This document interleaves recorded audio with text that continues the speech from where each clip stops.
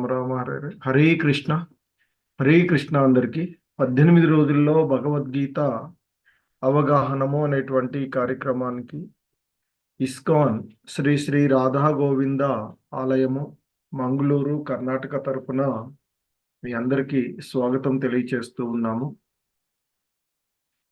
So గత 11 రోజులుగా రోజుకొక అధ్యాయం చొప్పున భగవద్గీత యథాతథంలోని 11 అధ్యాయాలను పూర్తి చేసుకున్నటువంటి అంశము. సో ఈరోజు భగవద్గీత యథాతథంలోని 12వ అధ్యాయాన్ని ఈరోజు మనము చూడబోతూ ఉన్నటువంటి అంశము. ఓం అజ్ఞానతిమిరాంధస్య జ్ఞానాంజనశలాకయా చక్షుర్మిలితం యేన తస్మై శ్రీగురవే నమః. శ్రీచైతన్యమనోభీష్టం స్థాపితం యేన భూతలే స్వయం రూపః కదా మహ్యం దదాతి స్వపదాంతికం. వందేహం శ్రీగురు శ్రీయుతపదకమలం శ్రీగురూన్ వైష్ణవాంశ. శ్రీరూపం సాగ్రజాతం సహగణ రఘునాథాన్వితం తం సజీవం సాద్వైతం సావధూతం పరిజన సహితం కృష్ణ చైతన్య దేవం శ్రీ రాధా కృష్ణ పాదాన్ సహగణ లలిత శ్రీ విశాఖాన్వితాంశ. నమో ఓం విష్ణుపాదాయ కృష్ణ ప్రేష్టాయ భూతలే శ్రీమతే భక్తి వేదాంత స్వామినితి నామినే. నమస్తే సారస్వతీ దేవే గౌరవాణి ప్రచారిణి నిర్విశేష శూన్యవాది పాశ్చాత్య దేశతారిణి. हे कृष्णा करुणा सिंधु दीनबंधु जगत्पते गोपेश गोपिका कांत राधा कांत नमोस्तुते. तप्त कांचन गौरांगी राधे वृंदावनेश्वरी वृषभानुसुते देवे प्रणमामि हरिप्रिये.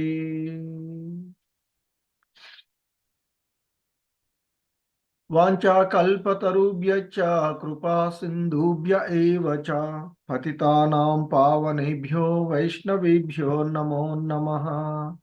जय श्री कृष्ण चैतन्य प्रभु नित्यानंद श्री अद्वैत गदाधर श्रीवासादि गौर भक्त वृंद.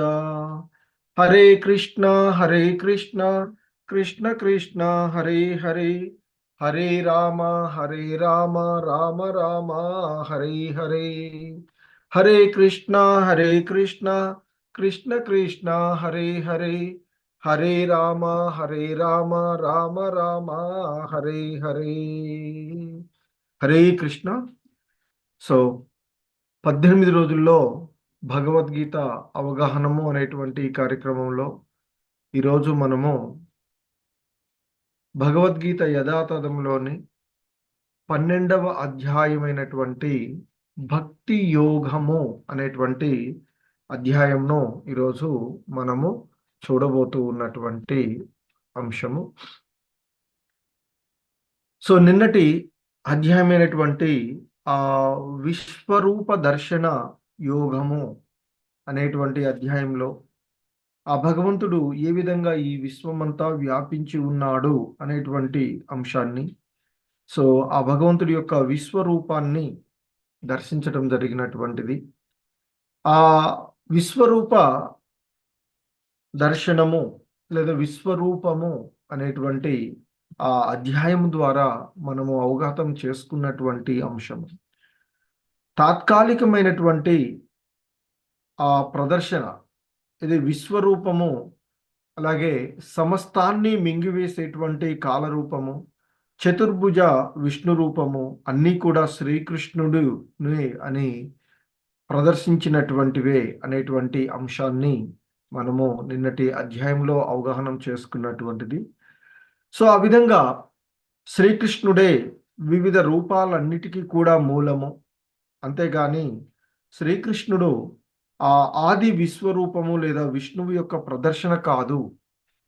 కృష్ణుడి నుంచే విష్ణువు అనేటువంటి అంశాన్ని కూడా నిన్నటి అధ్యాయం ద్వారా తెలుసుకున్నటువంటి శ్రీకృష్ణుడే అన్ని రూపాలకు మూలము, అలాగే వందలు వేలాదిగా విష్ణు రూపాలు ఉన్నాయి అని, అలాగే ఆ భక్తునికి శ్రీకృష్ణుడు ఆది రూపమే, ద్విభుజ శ్యామ సుందర రూపమే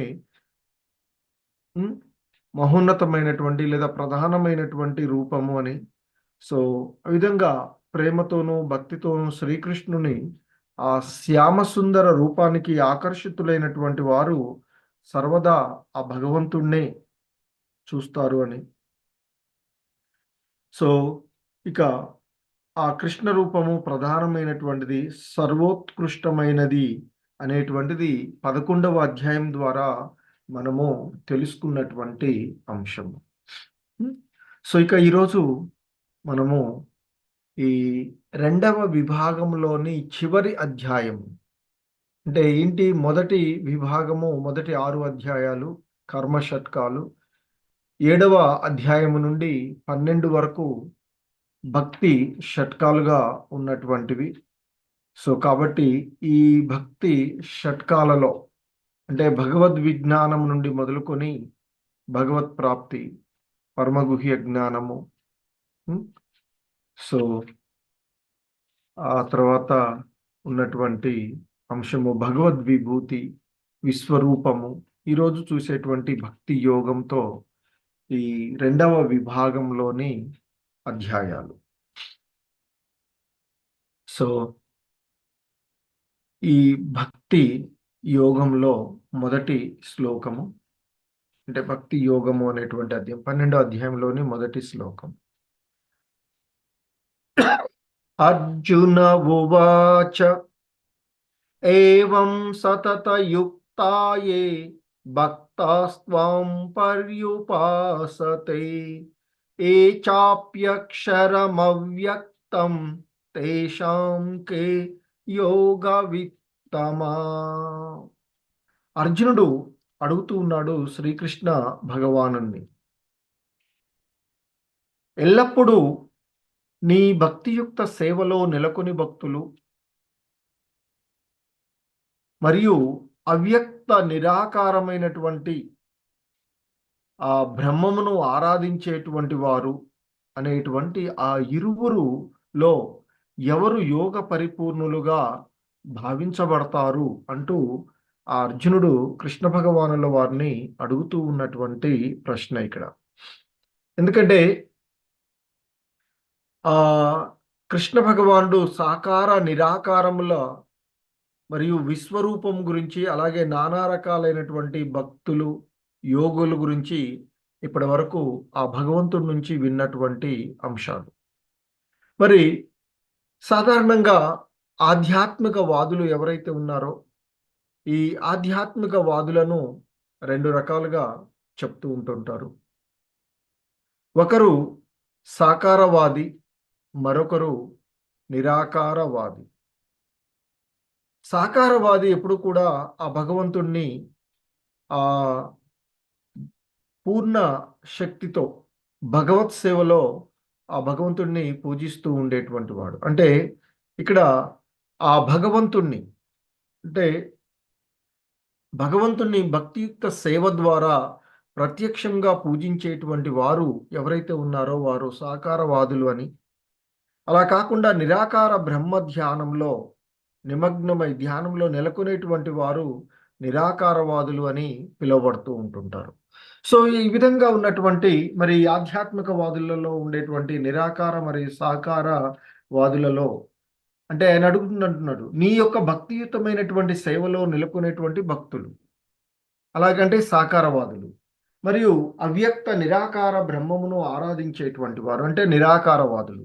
మరి ఈ ఇరువులో ఎవరు యోగ పరిపూర్ణులుగా భావించబడతారు అంటే అర్జునుడు అడుగుతూ ఉన్నటువంటి ప్రశ్న.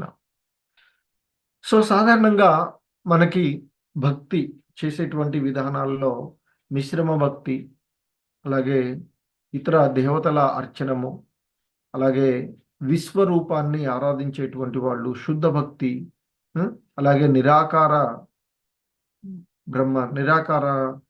వర్షిప్, భక్తిలో ఉండి నిమగ్నంలో ఉండేటువంటి వారు అని వివిధ రకాలుగా ఉంటారు.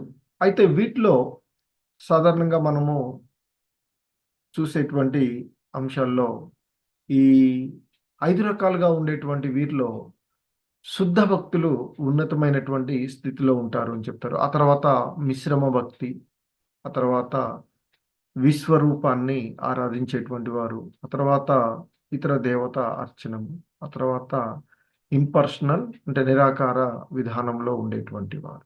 సో కాబట్టి సాధారణంగా ఇక్కడ మనం అవగాహన చేసుకోవాల్సినటువంటి శుద్ధ భక్తి, ఆ భగవంతుని యొక్క భక్తియుక్త సేవలో నిమగ్నమయ్యేవారు ఉన్నతులు అని చెప్తారు. సో ఇక ఆ పరతత్వాన్ని మనము అనుభూతం చేసుకునేటువంటి వివిధ పద్ధతులలో భక్తి యోగమే, ఇంతకుముందు చెప్పినట్లుగా భక్తి యోగమే ఉన్నతమైనటువంటి అంశము అనేటువంటిది ఈ అధ్యాయంలో మనకు చెప్పబోయింది. అలాగే ఆ పరతత్వాన్ని బ్రహ్మంగాను, పరమాత్మగాను, భగవంతుడుగాను అవగతం చేసుకోవచ్చు. సో ఇక్కడ బ్రహ్మంలో అంటే ఈశ్వరుడి యొక్క సర్వవ్యాప్తమై ఉన్నటువంటి ఆ సర్వవ్యాప్త స్వరూపము బ్రహ్మంగా చెప్పబడుతుంది. ఇది అంతటా వ్యాపించి ఉండేటువంటి ఆ నిరాకార తత్వంగా ఉండేటువంటిది. ఇక పరమాత్మ అందరి హృదయాలలో కూర్చుని ఉన్నటువంటి ఆ ఈశ్వర స్వరూపం తత్వమే పరమాత్మగా అనుభూతం అందుకునేది. ఇక ఆ ఈశ్వరుడి యొక్క సాకార రూపం ఏదైతే ఉందో ఆ ప్రకటిత రూపం, సాకార రూప ప్రకటితము ఆ భగవంతుడుగా మనము ఆరాధించేటువంటి. సో ఈ విధంగా పరతత్వాన్ని 3 విధాలుగా అనుభూతం అనర్చుకోవచ్చు అని చెప్తారు. బ్రహ్మము, పరమాత్మ, భగవంతుడు.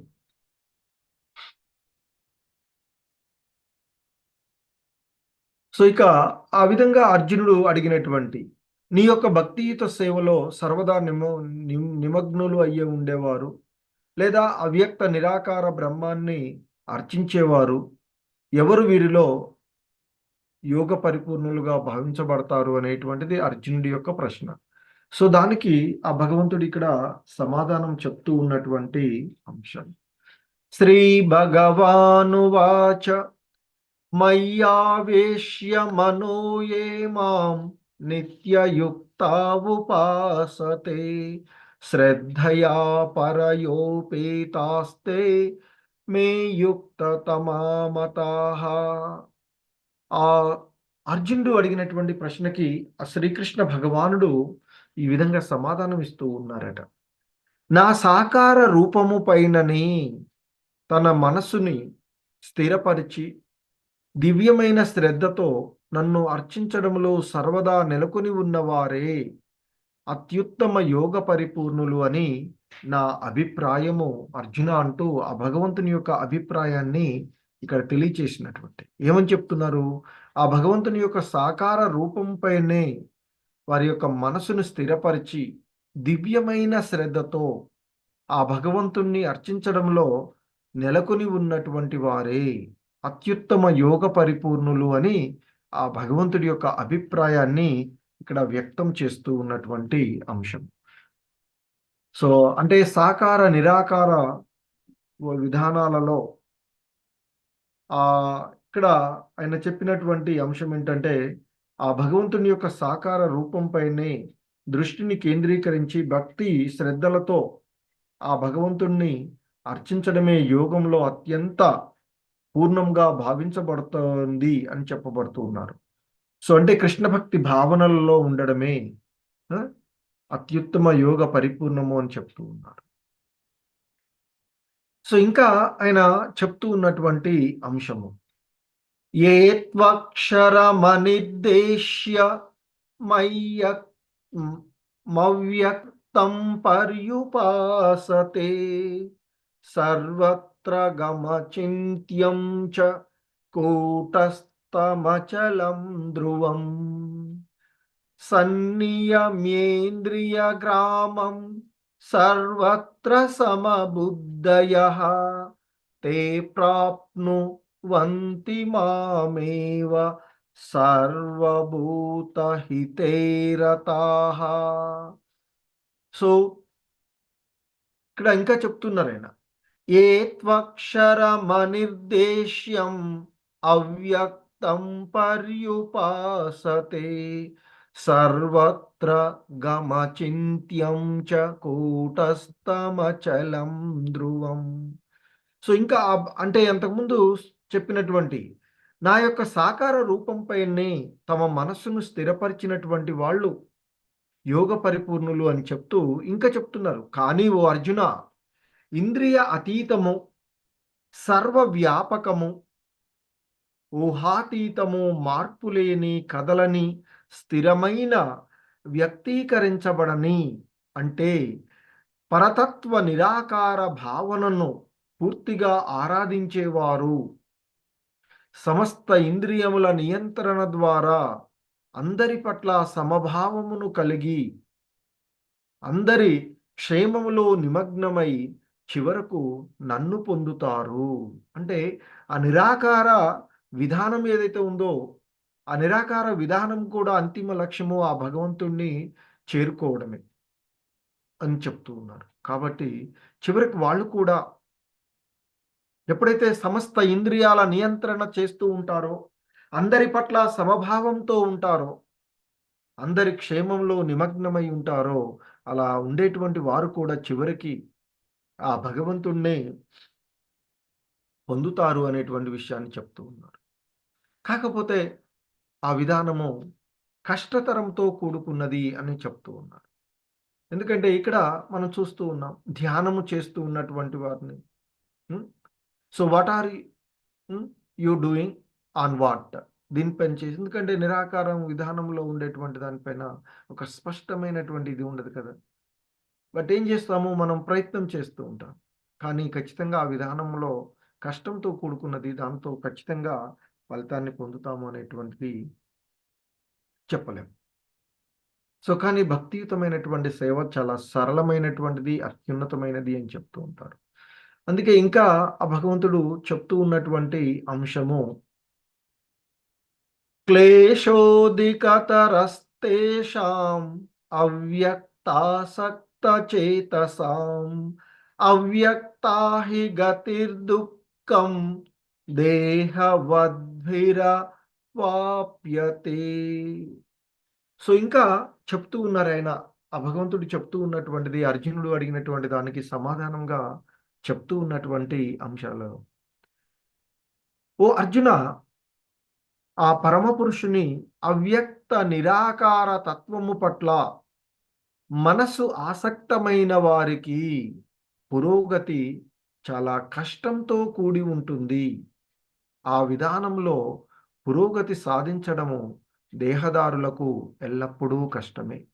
సో ఇంతకుముందు కూడా ఆ ధ్యాన యోగంలో ఆ భగవంతుడు చెప్పిన తర్వాత ధ్యానం గురించి వివిధ అష్టాంగ యోగ విధానంలోని వివిధ పద్ధతులు, వివిధ దశలను చెప్పిన తర్వాత, సో ముఖ్యంగా ఆ యోగ విధానంలో చేయవలసినటువంటి విధానాల్లో యమ, నియమ, ఆసన, సో ఆ విధంగా ధారణ, ఆ విధంగా చేస్తూ ఉన్నటువంటి వివిధ అంగాల్లో అన్నీ కూడా ఇంద్రియాలను నియంత్రించి మనసును నియంత్రించుకున్నప్పుడే అది సాధ్యమవుతూ ఉంటుంది. సో ఇక్కడ అందుకే భగవంతుడు చెప్తూ ఉన్నాడు, ఆ పరమ పురుషుని అవ్యక్త నిరాకార తత్వం పట్ల మనస్సును ఆసక్తం చేసినటువంటి వారికి ఆ పురోగతి అంటే ఆ ధ్యాన విధానంలో, ఆ నిరాకార విధానంలో ఆ భగవంతుణ్ణి చేరుకోవడం అనేటువంటిది కష్టంతో కూడి ఉంటుంది అని చెప్తారు. ఆ విధానంలో పురోగతి సాధించడం అనేది దేహదారులకు కష్టమే అని చెప్తున్నారు. ఎందుకంటే ఆ భగవంతుని అచింత్యము, అవ్యక్తము అయినటువంటి నిరాకార లక్షణ మార్గాన్ని అనుసరించేటువంటి ఆధ్యాత్మిక వాదులు, సో వారందరినీ కూడా సాధారణంగా జ్ఞానయోగులు అని పిలుస్తారు. మరి అటువంటి వారు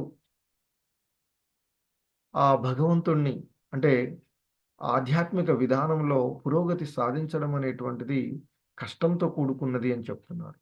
కానీ పూర్ణ కృష్ణ భక్తి భావనలో ఉండి భగవంతుని యొక్క భక్తియుత సేవలో నెలకొన్నటువంటి వ్యక్తులు ఎవరైతే ఉన్నారో, అంటే భక్తి యోగులుగా పిలువబడేటువంటి వారు, మరి ఆ భక్తి యోగులు సులువుగా సరళమైనటువంటి విధానం, ఆ భగవంతుని యొక్క ధ్యాసలో, ఆ భగవంతుని సేవ చేస్తూ కృష్ణ భక్తి భావనలో ఉంటూ ఆ సాకార రూపంపైనే మనసును కేంద్రీకరించి ఉండేటువంటి వారు సులభంగానే ఆ భగవంతుని యొక్క అనుగ్రహాన్ని పొందవచ్చు అని చెప్తూ ఉన్నారు. సో ముఖ్యంగా ఇక్కడ మనకి ఆ భగవంతుడు చెప్తూ ఉన్నటువంటిది ఆ సాకార రూపంపైనే, అంటే భక్తి యోగంలో నిమగ్నమయ్యేటువంటి వారే ఈ విధానంలో సులువుగా పురోభివృద్ధి సాధిస్తారు అనేటువంటి విషయం చెప్తున్నారు. సో ఇంకా చెప్తూ ఉన్నటువంటి అంశము, హే ఏ తు సర్వాణి కర్మాణి మయి సన్యస్య మత్పరః అనన్యేనైవ యోగేన మాం ధ్యాయంత ఉపాసతే తేషామహం సముద్ధర్తా మృత్యు సంసార సాగరాత్ భవామి నచిరాత్ పార్థ మయ్యావేశిత చేతసాం. సో ఇంకా ఆయన చెప్తూ ఉన్నటువంటిది, కానీ ఓ పార్థ, కార్యకలాపాలన్నింటినీ నాకు అప్పగించి విచలనం లేకుండా అంకిత భావంతో భక్తి సేవలో నిమగ్నమై మనసును స్థిరపరచుకొని ఎల్లప్పుడూ నన్ను ధ్యానిస్తూ ఆరాధించేవారు, అంటే అటువంటి ఆరాధించేటువంటి వారిని నేను జన్మ మృత్యు సాగరము నుండి శీఘ్రమే రక్షించేవాడినవుతాను అని చెప్తున్నారు. అంటే ఇక్కడ భక్తులు భగవంతుని చేత శీఘ్రమే ఈ సంసార సాగరము నుండి ఉద్ధరించబడేటువంటి పరమ భాగ్యవంతులవుతారు. అంటే భక్తియుత సేవలో నిమగ్నమయ్యేటువంటి వారు సులువుగా ఆ భగవంతుని చేత ఈ సంసార సాగరము నుండి బయట, అంటే ఈ జనన మరణ చక్రము నుండి సులువుగా రక్షించబడతారు అనేటువంటి విషయాన్ని చెప్తున్నారు. ఎందుకంటే ఆ భగవంతుడు మహోన్నతుడు అని, అలాగే ప్రతి వ్యక్తిగత జీవి కూడా ఆయనకు ఆధీనుడే అనేటువంటి విషయాన్ని ఇక్కడ అర్థం చేసుకోవాలి. సో ఆ విధంగా అర్థం చేసుకుని మనిషి విశుద్ధమైనటువంటి భక్తి సేవలోకి వస్తాడు. తద్వారా అతడు ఈ భవబంధనాల నుండి శీఘ్రమే రక్షించబడతారు అని చెప్తున్నారు. సో కాబట్టి ఇంతకు ముందు కూడా చెప్పబడినట్లుగా కేవలము భక్తియుక్త సేవ ద్వారానే ఆ భగవంతుడు అర్థమవుతారు అనేటువంటి విషయాన్ని చెప్తారు. ఆ భగవంతుడిని అవగాహన సులువుగా లభ్యమయ్యేటువంటి విధానము ఆ భగవంతుడు భక్తియుతమైనటువంటి సేవ. ఇతర విధానాల్లో కూడా లభ్యమవుతుంది, కానీ అది కఠినంతో కూడుకున్నటువంటిది. సో అందుకే ఇక్కడ చెప్తున్నారు, కార్యకలాపాలన్నింటినీ ఆయనకి అప్పజెప్పేసి ఎటువంటి విచలనం లేకుండా అంకిత భావంలో భక్తి సేవలో నిమగ్నమై మనసును ఆ భగవంతుని యందే స్థిరపరచుకుని ఎల్లప్పుడూ ఆ భగవంతుణ్ణే ధ్యానిస్తూ ఆరాధించేటువంటి వారిని కూడా ఈ జన్మ మృత్యు సాగరం నుండి ఆ భగవంతుడు రక్షిస్తారు అనేటువంటి విషయాన్ని చెప్తూ ఉంది. సో ఇంకా మనకి ఈ అధ్యాయంలో వివిధ రకాలైనటువంటి భక్తి మార్గాలను మనకి తెలియచేస్తూ ఉన్నారు. అందులో ఇక్కడ ఈ శ్లోకంలో ఆయన చెప్తూ ఉన్నటువంటి అంశం, మయ్యేవ మన ఆదత్స్వ మయి బుద్ధిం నివేశయః నివశిష్యసి మయ్యేవ అత ఊర్ధ్వం న సంశయః.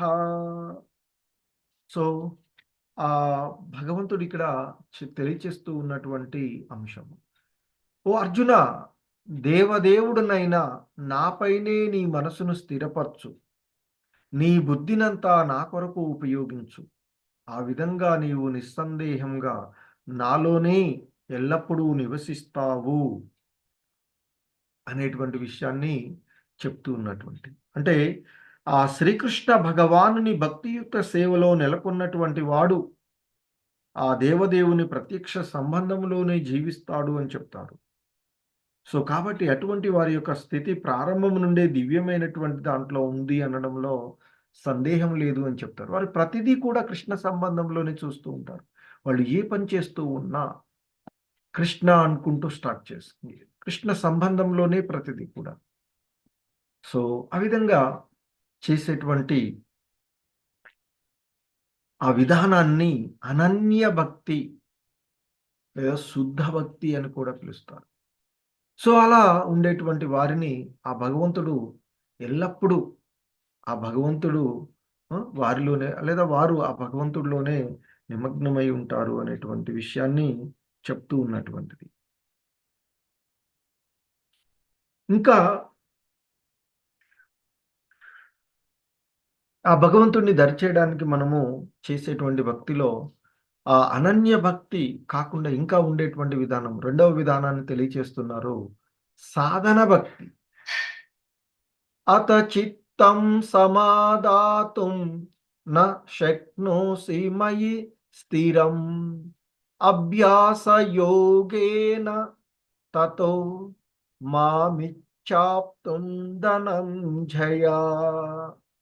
సో ఇంకా భగవంతుడు చెప్తూ ఉన్నారు, ఓ అర్జున, ఓ ధనంజయ, నీ మనసును విచలనం లేకుండా నా మీద స్థిరపరచలేకపోతే అప్పుడు నీవు భక్తి యోగ నియమాలను అనుసరించుము, ఈ విధంగా నన్ను పొందే కోరికను పెంచుకొనుము అంటూ ఆ భగవంతుణ్ణి గురించి చెప్తున్నారు. అంటే ఇక్కడ ముఖ్యంగా ఇంతకుముందు శ్లోకంలో మనకి అనన్య భక్తి గురించి చెప్పారు. అంటే నిరంతరము ఆ భగవంతుని యొక్క ధ్యాసలోనే నిమగ్నమై, అంటే ఆ దేవదేవుడైనటువంటి ఆ భగవంతుని మీదనే మనసుని స్థిరపరిచి బుద్ధినంతా కూడా ఆ భగవంతుని కొరకే ఉపయోగించి ఉన్నట్లయితే అది ఆ భగవంతుల్లోనే సర్వదా నివసిస్తారు అని చెప్తారు. అటువంటి విధానాన్ని అనన్య భక్తి అంటున్నారు.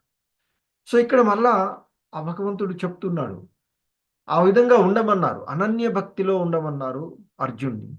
ఇంకా చెప్తున్నారు, ఓ అర్జున, ఓ ధనంజయ, నీ మనస్సును ఆ విధంగా అంటే నిరంతరము నన్నే ధ్యానించడంలో నిమగ్నం చేయలేకపోయినట్లయితే, అలాగే నా మీద నీ మనసును స్థిరపరచలేకపోయినట్లయితే, అప్పుడు నీవు భక్తి యోగ నియమాలను అనుసరించు. ఆ రకంగా చేయడం వల్ల నన్ను పొందే కోరికను నీవు పెంపొందించుకుంటావు అంటూ చెప్తున్నారు. సో ఆ విధంగా ఆ భక్తి యోగ నియమాలను అంటే ప్రామాణికమైనటువంటి ఆధ్యాత్మిక గ్రంథాలలో తెలుపబడినటువంటి నియమాలు లేదా ప్రామాణిక ఆచార్యుడు చెప్పినటువంటి నియమాలను పాటిస్తూ మనం చేసేటువంటి భక్తి ఏదైతే ఉందో దాన్ని సాధనా భక్తి, వైది సాధనా భక్తి, సాధనా భక్తి అని చెప్తూ ఉంటుంటారు. అంటే ఆ మనము శాస్త్రాలను అనుసరిస్తూ, గురువులను అనుసరిస్తూ, గురు నిర్దేశానుసారము మనము చేసేటువంటి ఆ భక్తి ఏదైతే ఉందో సాధనా భక్తి అని చెప్తూ ఉంటాం. సాధన భక్తి. సో ఆ విధంగా ఆ సాధన భక్తిలో నిమగ్నమై ఉండడం అంటే ఉదాహరణకి ఎర్లీ మార్నింగ్ 4:30కి లేసి మంగళహారతిలో పాల్గొనడం, ఆ తర్వాత జపం చేయడం, ఆ తర్వాత గురు ప్రార్థనలో పాల్గొనడము. సో ఆ విధంగా చేస్తూ ఉన్నట్లయితే మనకి గురువులు ఇచ్చినటువంటి అంశాలు. సో అవి వాటిని క్రమంగా పాటిస్తూ ఉన్నట్టయితే ఆ భగవంతుని పైన కోరిక పెరుగుతూ ఉంటుంది అని చెప్తారు. ఆ విధంగా ప్ర భగవంతుని పొందేటువంటి కోరిక పెంచుకునేటువంటి విధంగా ఉండేటువంటి నియమాలు ఏవైతే ఉన్నాయో అది వాటిని అనుసరిస్తూ చేసేటువంటి భక్తి సాధనా భక్తి అని చెప్తూ ఉన్నారు. అలాగే ఇంకా చెప్తూ ఉన్నారు, అభ్యాసేప్య సమర్థోసి మత్కర్మ పరమో భవ మదర్థమపి కర్మాణి కుర్వన్ సిద్ధిమవాప్స్యసి. సో ఇంకా చెప్తున్నారు ఆయన, భక్తి యోగ నియమాలను నీవు అభ్యాసం చెయ్యలేకపోతే నా కోసమే పనులు చెయ్యటానికి ప్రయత్నం చెయ్యి. ఈ విధంగా నీవు భక్తి ఆ భక్తియుక్తమైనటువంటి సేవ చేయటం వలన నీవు పరిపూర్ణ స్థాయికి చేరుకోగలవు అర్జున అంటూ చెప్తున్నారు.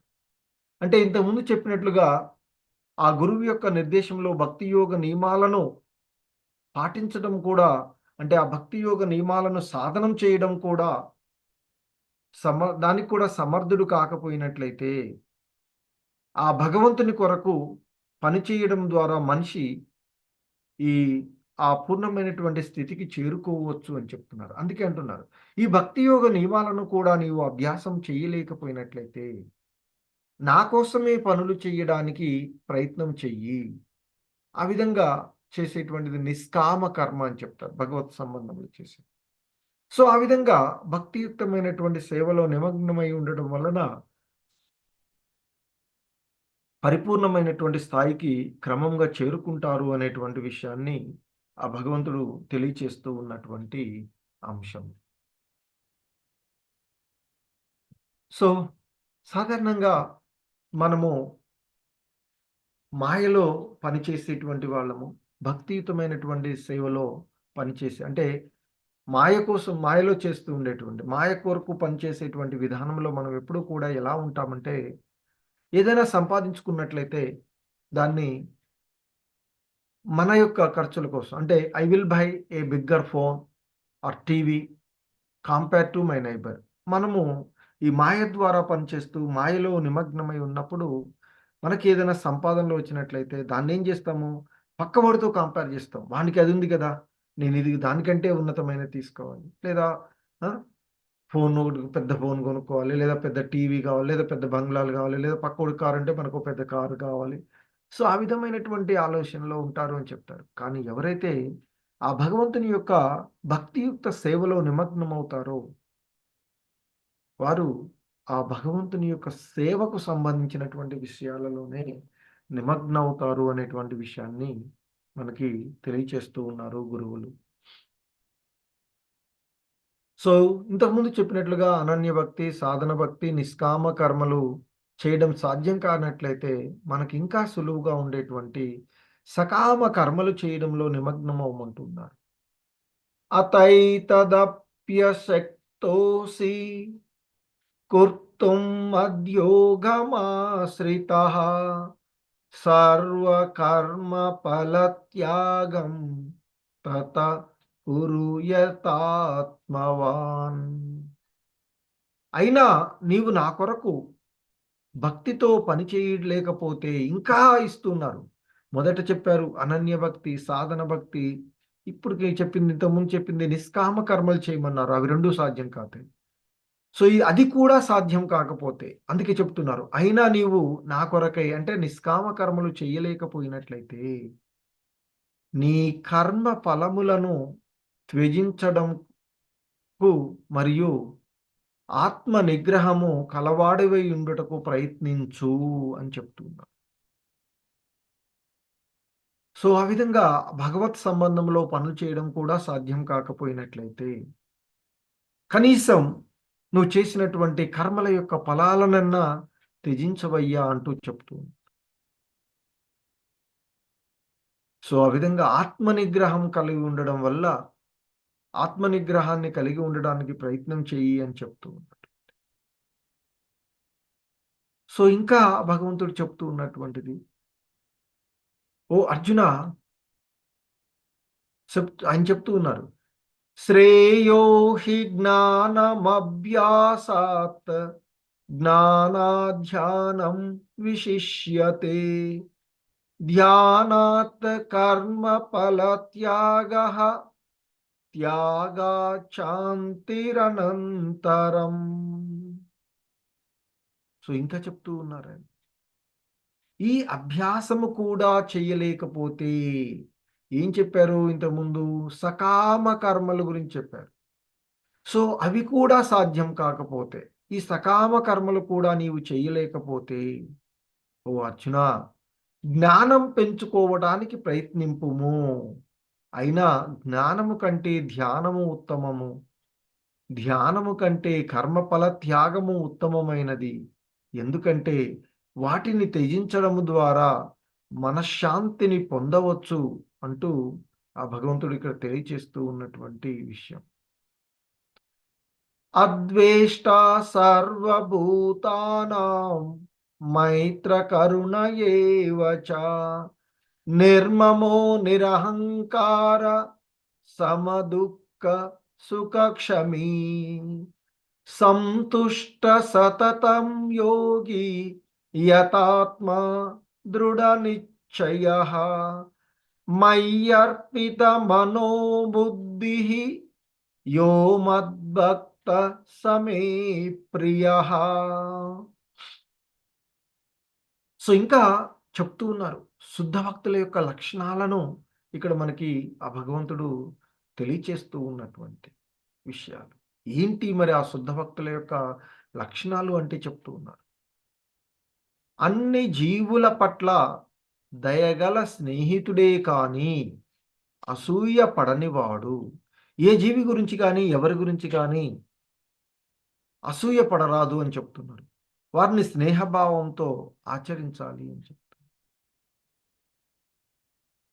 తనను యజమానిగా భావించని వాడు, నేనే ఈ భౌతిక ప్రకృతికి భోక్తను, ఇది నాది, నా వల్లనే ఇది జరుగుతుంది, నేనే దీన్ని చేయగలను అనేటువంటి ఒక భావన కలిగి ఉండవద్దు అని చెప్తున్నారు. ఇంకా చెప్తున్నారు మిథ్యా అహంకారం లేనివాడు. మనకు ప్రధానికి అహంకారం వచ్చేస్తూ ఉంటుంది. సో ఎవరైతే ఆ అహంకారాన్ని తొలగించి వేసుకుంటారో ఆనందం మరియు బాధ కొన్నిసార్లు మనకి జీవన విధానంలో ఎలాగైతే కాలక్రమంలో చలికాలము ఎండాకాలము వచ్చిపోతూ ఉంటుందో అదే మాదిరిగా ఈ జీవితంలో సుఖాలు దుఃఖాలు వచ్చిపోతూ ఉంటాయి అని చెప్తూ ఉంటుంటారు. మరి ఆ విధంగా వచ్చిపోయేటువంటి ఆ ఆనందము మరియు బాధ రెండింటిలో కూడా సమానంగా ఉండేవాడు. అంటే ఆనందం వచ్చినప్పుడు పొంగిపోకుండా, కష్టాలు వచ్చినప్పుడు కృంగి బాధపడిపోకుండా ఆ రెండింటి యందు కూడా సమత్వ భావంతో ఉండేవాడు. సహనవంతుడు, సహనంగా ఉండేటువంటి వాడు. ఎల్లప్పుడూ సంతృప్తికరంగా ఉండేవాడు. అలాగే ఇంకా చెప్తున్నారు స్వీయ నియంత్రణ ఉన్నవాడు, అంటే ఆత్మ నియంత్రణ ఉన్నటువంటి వాడు.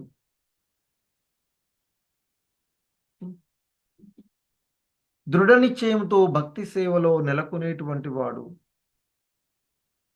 తన మనస్సు బుద్ధిని ఆ భగవంతునిపైనే స్థిరపరిచిన వాడు అయినటువంటి నా భక్తుడు నాకు చాలా ప్రియమైన వాడు అర్జున అంటూ చెప్తూ ఉన్నటువంటిది ఆ భగవంతుడు. అంటే ఇక్కడ శుద్ధ భక్తుల యొక్క లక్షణాలని తెలియచేస్తూ ఉన్నారు. ఎవరు శుద్ధ భక్తులు అంటే ఇలా ఉండేవారు. అన్ని జీవుల పట్ల దయగల స్నేహితుడుగా ఉండేవారు. సుహృదం సర్వభూతానాం అని చెప్తూ ఉంటారు ఆ భగవంతుడు. సో మరి అలాగే ఎవ్వరిని గురించి అసూయ పడేటువంటి వాడు కాదు. సో మనకి శత్రువులు మిత్రులు రావడం అనేటువంటిది మనం చేసుకున్నటువంటి కర్మ సిద్ధాంతాల ప్రకారంగా వచ్చేటువంటి. సో కాబట్టి ఆ శత్రువైనా మిత్రుడైనా వారిని సమభావంతో చూసేటువంటి స్వభావం. ఈ భౌతిక ప్రపంచం తాత్కాలికమైనటువంటి ఈ భౌతిక జగత్తులో ఉన్నటువంటి మనము ప్రతిదాన్ని మనమే అనుభవించే వాళ్ళమే, మనమే యజమాని అనేటువంటి ఒక భావన ఉంటుంది. కానీ మనము ఆ భగవంతుని యొక్క దాసులము. ఆ వీటన్నిటికీ కూడా భోక్త భగవంతుడు అని తెలుసుకున్నటువంటి వాడు. ఇక మరి అవన్నీ మనది కాదు అని తెలుసుకున్నప్పుడు మనలో ఉండేటువంటి అహంకారం అంతా తొలగిపోతుంది. కానీ ఈ భావనల వల్లనే మనము అహంకారంతో ఉంటున్నాం. సో కాబట్టి ఆ మిథ్య అహంకారం కూడా వదిలివేయాలని చెప్తున్నాం. లేనివాడు ఆనందము మరియు బాధ రెండింటిలోనూ సమత్వంగా సమానంగా ఉండేవాడు. సహనవంతుడు, ఎల్లప్పుడూ ప్రతిదాంతో లభించిన దాంతో సంతృప్తిగా ఉండేవాడు. ఆత్మ నియంత్రణ కలిగి ఉన్నవాడు. దృఢ నిశ్చయంతో భక్తి సేవలో నెలకొనేటువంటి వాళ్ళు. తన మనస్సును, బుద్ధిని ఆ భగవంతునిపైనే స్థిరపరిచినటువంటి వాడు అయిన భక్తుడు ఆ భగవంతునికి చాలా ప్రియమైన వారు అని చెప్తున్నారు. ఉం?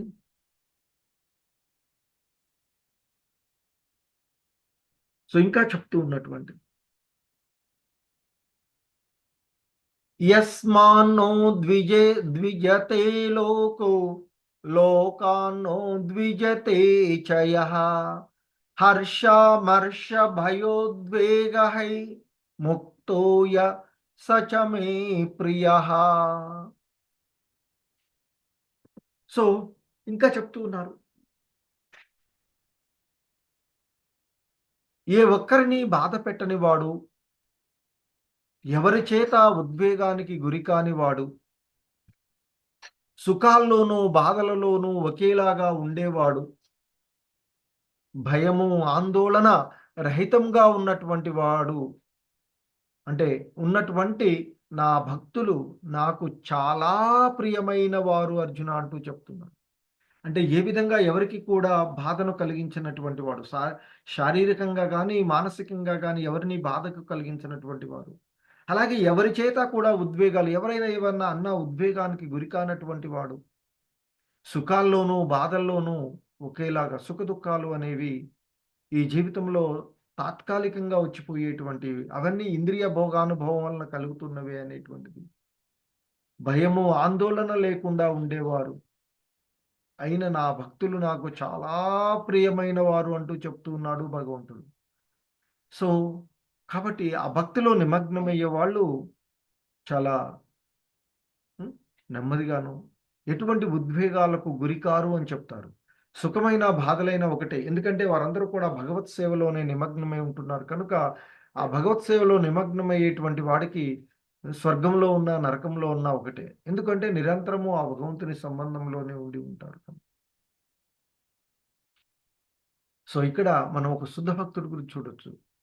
సాధారణంగా శివుడు ఎంత స్థిరంగా ఉంటాడంటే, పార్వతీమాతతో కలిసి కూర్చుని ఆ ఋషులకు వాళ్ళందరికీ కూడా బోధనలు చేస్తూ ఉంటాడు శివుడు. అయితే ఒక సందర్భంలో ఒక విష్ణు భక్తుడు ప్రభు అంటే శివుడిని అంటాడట, ప్రభు ఇది ఏకాంత మందిరం కాదు కదా, మరి మీరు పార్వతీమాత అలా కూర్చొని ఉండడము ఏంటి ఇక్కడ, మేము అంటే మాకు చెప్తున్నారే అంటే శివుడు నవ్వుకుంటాడట. కానీ పార్వతి మాతకి కోపం వస్తుంది. వెంటనే ఆ భక్తుణ్ణి శపిస్తుంది. నీవు ధిక్కార స్వభావంతో ఉన్నావు, రాక్షస భావాలను కలిగి ఉన్నావు. కాబట్టి నీవు రాక్షసుడిగా జన్మించు వెళ్ళి నెక్స్ట్ అని శపిస్తుంది. సో అశుద్ధ భక్తుడు, విష్ణు భక్తుడాయన. సో భక్తియుతమైనటువంటి సేవలో ఉన్నవాడు ఎటువంటి ఎవరిని ఇబ్బందికి గురి చేయడు. ఎవరి చేత ఉద్వేగానికి కారు అని చెప్పారు కదా భగవంతుడు. సో ఆయన కూడా ఎటువంటి ఉద్వేగానికి గురి కాకుండా మాత నన్ను క్షమించండి, మీరిచ్చినట్లుగా నేను మీ యొక్క శాపాన్ని స్వీకరిస్తూ ఉన్నాను అని చెప్తాడట. అప్పుడు శివుడు అంటాడు, చూసావా పార్వతి, విష్ణు భక్తులు ఎంతటి మనోనిబ్బరంతో ఉంటారో అని అంటారట. సో ఆ విధంగా భక్తియుత సేవలో నిమగ్నమయ్యేటువంటి వారి యొక్క స్థితి మనము చూడవచ్చు. ఇంకా చెప్తున్నారు ఆయన, అనపేక్ష శుచిర్దక్ష ఉదాసీనో గతవ్యతః సర్వారంభ పరిత్యాగి యో మద్భక్త సమే ప్రియః. సాధారణ కార్యకలాపాలను ఆశ్రయించని వాడు, పవిత్రుడు, దక్షత కలిగిన వాడు, ఉదాసీనుడు, కలతలు లేకుండా మరియు అన్ని వ్యవహారములలోనూ స్వార్థ చింతనం లేకుండా ఉన్నటువంటి నా భక్తుడు నాకు చాలా ప్రియమైన వాడు అంటూ చెప్తుంది. సో ఇంకా చెప్తున్నారు, యో న హృష్యతి నద్వేష్టి న శోషతి న కాంక్షతి శుభాశుభ పరిత్యాగి భక్తి మాన్య సమే ప్రియః. సో, ఇంకా చెప్తూ ఉన్నటువంటి అంశం. ఎవరైతే లౌకిక సుఖాల పట్ల ఆనందించకుండా ప్రాపంచిక కష్టాల పట్ల బాధపడకుండా,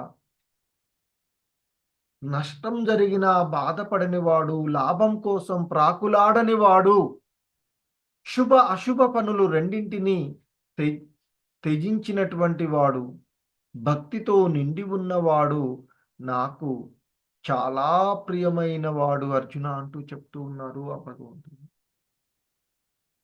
అంటే ఈ లౌకిక సుఖాల పట్ల ఆనందాన్ని పొందనటువంటి వాడు, ప్రాపంచిక కష్టాల పట్ల బాధపడకుండా ఉండేవాడు, నష్టం జరిగినా కూడా బాధపడనటువంటి వాడు, లాభం కోసం ప్రాకులాడనటువంటి వాడు అయినటువంటి శుద్ధ భక్తుడు.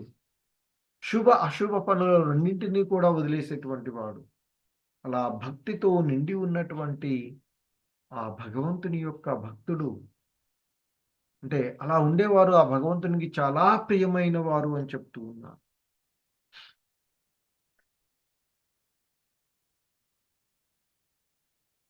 సో ఇంకా చెప్తున్నటువంటి సమచత్రౌ చ మిత్రే చ తథా మానాపమానయోః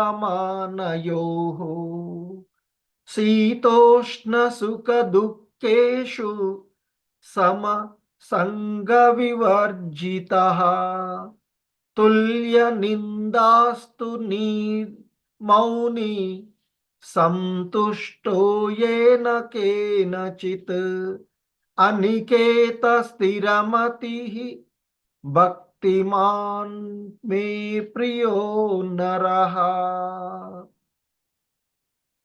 సో ఇంకా చెప్తున్నారు ఆయన ఆ భగవంతుడు, సమచత్రౌ చ మిత్రే చ అంటే శత్రుమిత్రులతో సమభావంతో ఉండేవాడు, తథా మానాపమానయోః సో గౌరవమైన అగౌరవమైన, అలాగే శీతోష్ణ సుఖ దుఃఖేషు వేడి చలి, ఆనందము బాధలు, కీర్తి అపకీర్తి పట్ల సమసంగ వివర్జితః అలా ఆ విషయాల పట్ల సమభావము కలిగిన వాడు. సో ఇంకా చెప్తున్నారు, తుల్య నిందాస్తుతి మౌని సంతుష్టో ఏన కేనచిత్ అనికేత స్థిరమతి భక్తిమాన్ మే ప్రియో నరః. సో ఆ విధంగా ఆ మిత్రులతో శత్రువుతో సమభావంతో ఉండేవాడు, గౌరవం అగౌరవం పట్ల చలి వేడి ఆనందము కీర్తి అపకీర్తి వాటి పట్ల సమభావన కలిగినటువంటి వాడు, ఎల్లప్పుడూ చెడు సాహసము నుండి దూరంగా ఉన్నవాడు, ఎల్లప్పుడూ మౌనంగా ఉండేవాడు, దేనితోనైనా సంతృప్తి చెందేవాడు, ఎవరిని పట్టించుకోకుండా ఉండేవాడు, జ్ఞానంలో స్థిరపడిన మరియు భక్తి సేవలో నిమగ్నమైన మనుజుడు చాలా ప్రియమైన వాడు అంటూ చెప్తుంది. సో ఇక్కడ మనం ఇంతకు ముందు కూడా చూసాము అంబరీషుడు. సో మరి సాధారణమైనటువంటి గృహస్థ ధర్మాన్ని పాటిస్తూ ఉన్న, భక్తిలో స్థిరంగా దృఢంగా ఉండడం వల్ల అన్నిటినీ పరిత్యజించినటువంటి సన్యాసి, ఆ దుర్వాస ముని కంటే కూడా అతడు గొప్పవాడుగా నిరూపించబడినటువంటి.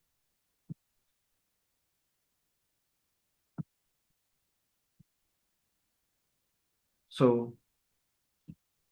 ఇంకా చెప్తున్నారు, ఏతు ధర్మ్యామృతమిదం యతోక్తం పర్యుపాసతే శ్రద్ధదానా మత్పరమ భక్తాస్తేతీవ మే ప్రియాః. భక్తి యోగము అను ఈ అమృత మార్గమును, సో ఇక్కడ భక్తి యోగాన్ని ఆయన అమృత మార్గము అని చెప్తున్నారు. భక్తి యోగము అను ఈ అమృత మార్గమును అనుసరించుచు నన్నే పరమలక్ష్యముగా చేసుకుని పూర్తిగా భక్తిలో నెలకొని ఉండేవారు నాకు అత్యంత ప్రియమైన వారు అంటూ చెప్తున్నారు. సో ఇంతకుముందు కూడా మనం చూసాము సుధాముడి యొక్క స్టోరీలో, కుచేలుడి స్టోరీలో కూడా. సో మరి వారికి చాలా సులభంగా భగవంతుడు లభిస్తాడు. సో ఇంకా మనం చూసినట్లయితే ఆ భగవంతుడు ఎంత సులువుగా భక్తులకు లభ్యమవుతాడు అనేటువంటి విషయాన్ని చూసినట్లయితే మనకి ఈ కురుక్షేత్ర యుద్ధ ప్రారంభానికి ముందు దుర్యోధనుడు, అర్జునుడు ఇద్దరు కూడా ఆ శ్రీకృష్ణ భగవాన్ని సహాయార్థమై వెళ్తారు. సో మొదటిగా దుర్యోధనుడు వెళ్తాడు. ఆ వెళ్ళినప్పటి సమయానికి శ్రీకృష్ణ భగవానుడు నిద్రలో ఉంటారు. మరి ఆ సమయంలో సహాయం కోసం వెళ్ళినటువంటి ఆ దుర్యోధనుడు తలవైపున ఉన్నటువంటి ఒక చైర్‌లో కూర్చుంటాడు. ఆ తర్వాత అర్జునుడు వస్తాడు. మరి ఇద్దరు కూడా వచ్చినటువంటి ఉద్దేశ్యం ఏంటి? ఆయన్ని సహాయం కోరడానికి. సరే కృష్ణుడు నిద్రపోతున్నాడు కదా అని చెప్పేసి కాళ్ళ వైపునే నిలబడతాడు అర్జునుడు. సో ఇక కృష్ణుడు ఇవన్నీ సాధారణంగా అవగతమైనటువంటి వాడే భగవంతుడు. ఆయన లీలలుగానే ఉండేటువంటి. లేవగానే అర్జున ఎప్పుడొచ్చావు అని అడుగుతాడట. పక్కనే ఉన్న దుర్యోధనుడు, కృష్ణ నేను అర్జున్ కంటే ముందొచ్చాను. ఈడ కూర్చొని ఉన్నాను. మీరు నాతో మాట్లాడాలి ముందు అంటాడు. అప్పుడు కృష్ణుడు అంటాడు, సరే నేను ఎదురుగా ఉన్న అర్జున్‌ని ముందు చూశాను కనుక ఆయనతోనే మాట్లాడుతున్నాను అని చెప్పి ఇక అర్జునుడు కూడా దుర్యోధనుడు కూడా మాట్లాడతాడు. మరి ఎందుకొచ్చారు మీరు అనంటే అప్పుడు చెప్తారు. మేము నీ యొక్క సహాయం కోసం వచ్చాము అని చెప్తారట ఇద్దరు కూడా. మరి సహాయం కోసం వచ్చారంటున్నారు కదా! నాకున్నటువంటి ఇదంతా కూడా నా యొక్క సైనికులంతా ఒకవైపు ఉంచుతాను. నేనొక్కడిని ఒక భాగంగా ఉంటాను. మరి దీనిలో మీరు తీసుకోవచ్చు. అయినా అర్జునుడికి నేను ముందు అవకాశం ఇస్తాను. నేను చూసినటువంటిది. అలాగే లేదా చిన్నవాడికి ముందు అవకాశం ఇస్తాను కాబట్టి అని చెప్పంటాడు. అర్జున నా సైన్యమంతా నా నారాయణి సైన్యంతా ఒకవైపు ఉంటుంది. నేనొక్కడిని ఒకవైపు ఉంటాను. ఈ రెండిట్లో ఏదో ఒకటి కోరుకోవచ్చు. మళ్ళీ ఇంకొక కండిషన్ ఏంటంటే నేను ఆయుధం పట్టి యుద్ధం చెయ్యను అంటాడట. అప్పుడు అయినా అర్జున కోరుకో అంటే దుర్యోధనుడు మనసులో అయ్యో! అవకాశం పోతుంది. ఒక్కడొచ్చి నాకేం జేస్తాడు? ఆ! నారాయణి సేన ఉంటే నాకు అక్షౌహిణుల సైన్యం ఉంది అని అనుకుంటాడట. కానీ అర్జునుడు శుద్ధ భక్తుడు కదా! అర్జునుడు అప్పుడు అంటాడట ఆయన, ఓ కృష్ణ మీరు మాత్రమే మాకు కావాలి. మీ సైన్యమేమీ అవసరం లేదు మాకు. మీరు వచ్చినా చాలు మాకంటాడు. సో దుర్యోధనుడు అప్పుడు మనసులో అనుకుంటాడట. What an unintelligent person. ఎంత మూర్ఖుడవు అర్జున! నీకు అవకాశం వచ్చినా కోరుకోలేదు. అయినా ఇది నాకే మంచిది. నేను కూడా అదే కోరుకుంటున్నానులే అని అనుకుంటాడట దుర్యోధనుడు. కానీ అర్జునుడు శుద్ధ భక్తుడు. భక్తుడికి తెలుసు భగవంతుని విలువ. సో అందుకే అర్జునుడు ఆ విధంగా భగవంతుడినే కోరుకున్నాడు. కనుకనే ఆ భగవంతుడు వాళ్ళ వైపు ఉన్నాడు కనుక విజయం సాధించగలిగారు ఆ కురుక్షేత్ర యుద్ధంలో. హరే కృష్ణ. సో మనకి భాగవతం ప్రకారంగా 9 రకాలైనటువంటి భక్తి.